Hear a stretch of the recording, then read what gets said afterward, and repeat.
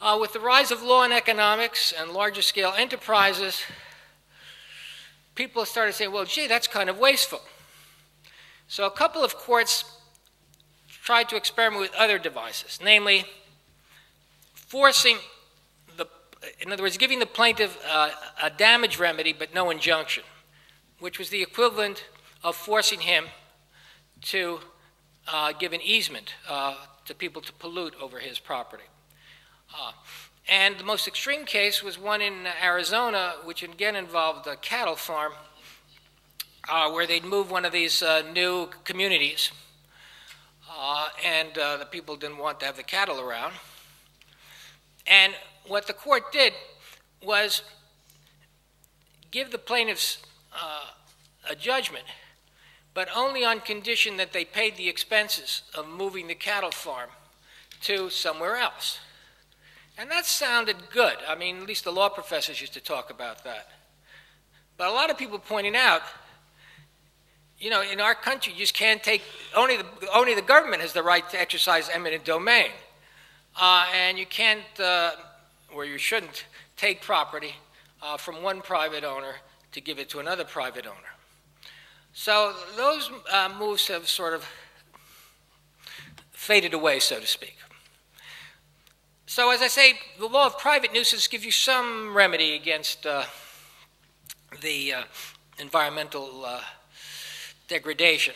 But again, it's limited in the remedies, limited to the people who can bring the action, and to some extent is governed by traditional uses rather than the sorts of issues which we're talking about, because many traditional issues, uses of land, many people consider to be unhealthy, unethical, or whatever you want to call it. A more promising avenue is the law of public nuisance. At common law, public nuisance was a common law crime. These crimes were court-created, but again built on custom. What was accepted as the customary or not customary use of land. The problem there is that for a long time the only one who could bring the action was the crown. But in the 16th century, private actions were allowed for the public nuisances. But the plaintiff had to prove that he suffered special damages, namely damages that were different from those suffered by the public at large. For example, if someone was repairing his house and in the process of doing so blocked off the road, and you had an adjoining house so that you couldn't reach your house or had to do it by an extremely roundabout way, you suffered what is called special damages. And you could bring an action. But a member of the public who was forced to walk 3 miles out of his way in order to get home, he couldn't bring the action because his damages were damages the general public suffered. Now, this issue could have surfaced and may still surface in the litigation in the United States over the British, or the BP, with the oil spill. Because most of the damages there are a loss of profits, which is a pure economic loss, which is itself an issue in the United States and the United Kingdom, which I'm not going to get into. But the problem is, who has even suffered special kinds of these damages? The way the law is developed in the United States is that fishermen, commercial fishermen, have been held in several cases, including one in North Carolina, to have suffered special damages from pollution which has made it impossible for them to fish in their traditional fishing grounds. But people who had motels where people would come to look at the sea or to bathe at the sea were unable to sue. And that also arose in the Santa Barbara spill. I don't know if some of you are old enough to remember the big spill off of in Santa Barbara in California, off of the coast of Santa Barbara in California, again from offshore oil operations. Some of those issues may be raised again in the BP situation, but there is this big fund which BP has set up, which is going to be much more generous, at least as far as the scope of the people who can recover. and that may moot that particular question. So that's as far as I think you can get with this public nuisance theory. People have, however, tried to use not private actions for public nuisance, but the analog to Crown prosecutions or Crown proceedings, civil proceedings for remedies for public nuisance. In the United States, the appropriate plaintiff would be the Attorney General of the state in question. For local matters, it would be the local authorities, the mayor or whoever is the legal authority in the particular area. And there have been two cases which I think are worth noting. The first was in the early 1970s when an action was brought against General Motors and the other automobile manufacturers by the attorneys general of a number of states to force the automobile companies to retrofit cars which they had manufactured without pollution control devices. You know, that was the time when they were starting to bring in catalytic converters and forcing people to take the lead out of gasoline and other sorts of things. But all these regulations were prospective. They weren't retroactive. And so the action was brought against the automobile companies and their trade association to force them, I said action, strictly speaking, if you want to be a purist. It's a suit in equity and an action at law, but we'll leave that particular bit of trivia aside. You know, the nice thing about the common law is it's full of anachronisms and what have you, which make it interesting, at least from the internal players in the game. Perhaps to outsiders it may justify what Mr. who is it? Pickwick, actually, among the places in Dickens, but he says the law is an ass, said in several of Dickens' works. But anyway, they didn't get anywhere. The court said, no, nothing to it. They tried to make it as an antitrust violation. You see that there was a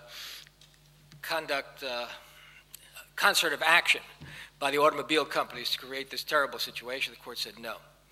There's a case now pending in Alaska, or from Alaska, which is more akin to what we are discussing.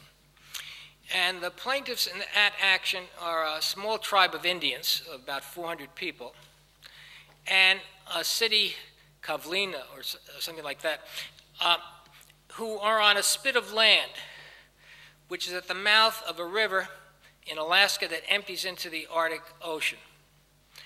And the problem is that with the rise of the sea level, the island is starting to become uninhabitable.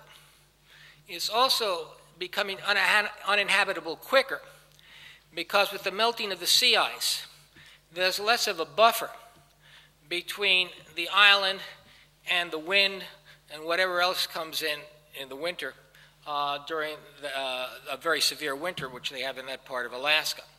So the island will shortly become totally uninhabitable.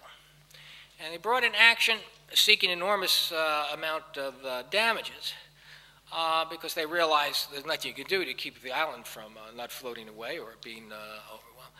But anyway, the court threw it out again on the ground that the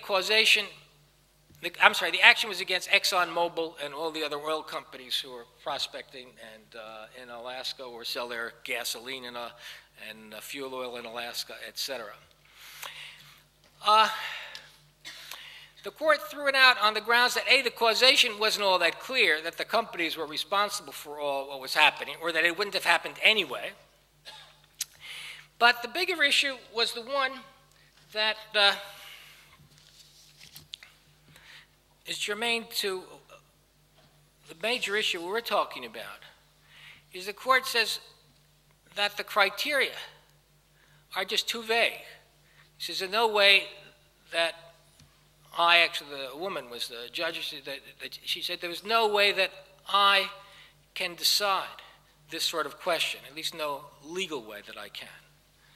And therefore, she threw the case out. The case is now on appeal in the Ninth Circuit, and I would expect that she would be affirmed, but I can't tell you that for sure. If it's overturned, or regardless of whether it's overturned, it may get to the Supreme Court of the United States. But at the moment, it's on appeal. So let me then sum up, because I see my time is up. But since I'm allowed, this is a country which is a little loose on, which is a nice thing about Greece, on law enforcement. And so I will continue. That's right. I think that's really the gist of the matter, No one appointed judges, at least as far as I'm concerned, to remake the world. And in a free society, I think that has to be done by some more democratic process.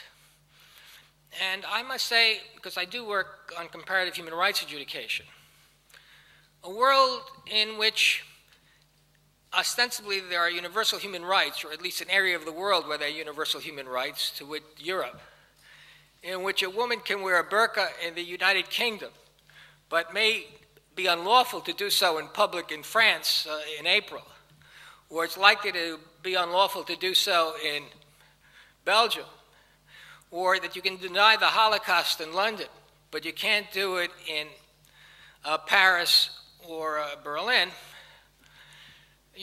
makes you think maybe Cicero had something when he said there cannot be one law in Athens and another law in Rome. So let me leave that as my own point. You need some more direct guidance to the courts. You can't engage in what is a constant political maneuver in all countries to try to think you solve serious problems by enunciating broad nostrums and then throwing it up to the courts to sort it out. People have to take responsibility for what they do. They have to be prepared to stick their necks out and fight the fight in order to get it through. They may not get much through, but at least they can get agreement on what's going to go through. Okay, thank you very much. Appreciate it.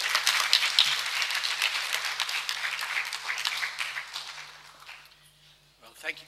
Thank you very much, George. We can see that some extremely interesting issues are building up as to the role of the law and the role of the courts in answering this question: how are we going to achieve everything which yesterday our learned speakers told us we need to achieve? Only one thing, George, puzzles me about what you were saying. I don't know whether you were in some way present in our hotel bedroom this morning during a conversation with my wife, Liz, who is here today. She's not a lawyer, she's a historian. But strangely enough, we had a conversation about a shopping expedition in which she's proposing to undertake this afternoon, in which I had to get out my checkbook and decide and say, yes, I think I can cover that. So not everybody is going to be involved in this discussion. Ladies and gentlemen, that concludes the first half of the morning. Shall we have a relatively quick coffee break? And, all right, not too quick. Very good. Could we resume then, please, at exactly 11:10? We will have brief presentations by each of our three panelists, and then that will still leave about an hour for discussion, which I'm sure everybody will enjoy. Thank you very much. See you at 11:10.